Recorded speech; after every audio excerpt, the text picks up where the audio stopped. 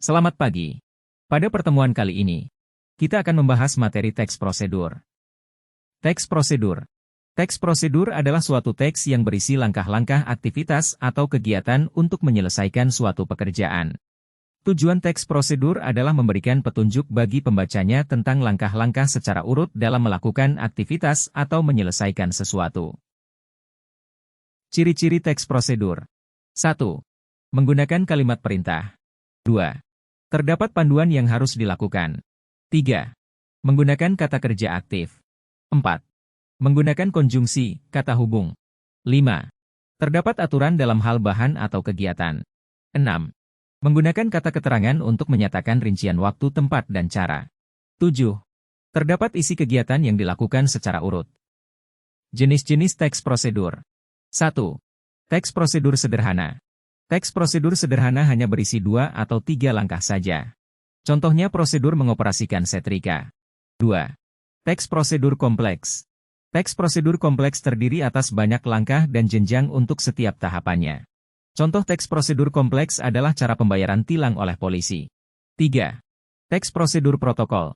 Teks prosedur protokol merupakan teks prosedur yang langkah-langkahnya bisa dibolak-balik tapi tujuannya tetap bisa tercapai. Contohnya cara memasak mie instan. Kaidah kebahasaan teks prosedur. Ada 7 kaidah kebahasaan teks prosedur. 1. Kalimat imperatif. Kalimat yang mengandung perintah tersebut berfungsi untuk meminta atau melarang seseorang untuk melakukan sesuatu. Contoh kalimat imperatif dalam teks prosedur antara lain. Buatlah. Ciptakan. Aturlah. Carilah. Harus. Jangan. Perlu. Hingga tak perlu. 2. Kalimat deklaratif. Kalimat deklaratif dalam teks prosedur berisi pernyataan yang berfungsi untuk memberikan informasi atau berita tentang sesuatu. Nah, kalimat deklaratif sangatlah penting dalam teks prosedur untuk menjelaskan langkah-langkah di dalamnya. 3. Kalimat interrogatif. Kalimat interrogatif adalah kalimat yang berisi pertanyaan, property people. Kaidah teks prosedur 1 ini berfungsi untuk meminta informasi tentang sesuatu. 4. Konjungsi temporal.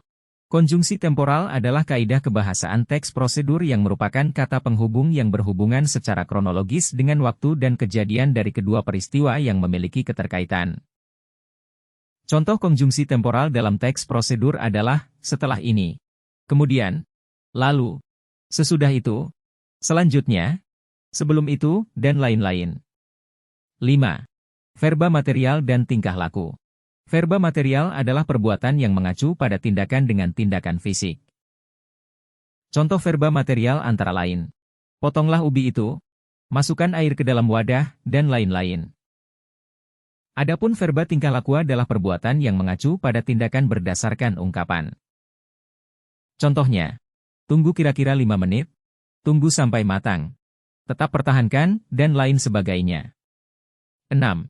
Partisipan manusia. Teks prosedur juga harus menggunakan kalimat partisipan manusia. Partisipan manusia adalah mempartisipasikan atau mengikut-sertakan manusia dalam tulisan tersebut untuk membantu langkah-langkahnya. Kalimat partisipan manusia biasanya menggunakan kata seperti Anda, kamu, kita, atau kata ganti yang ditujukan untuk manusia. Contohnya, penggugat, penanggung jawab, pelapor, pemain, dan lain sebagainya. 7. Bilangan penanda. Bilangan penanda adalah kaidah kebahasaan teks prosedur terakhir.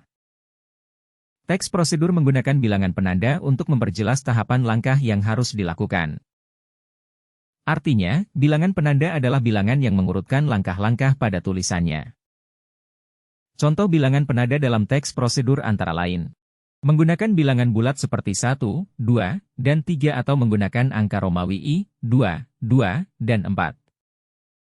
Contoh lainnya yaitu menggunakan alfabet seperti A, B, C, dan D.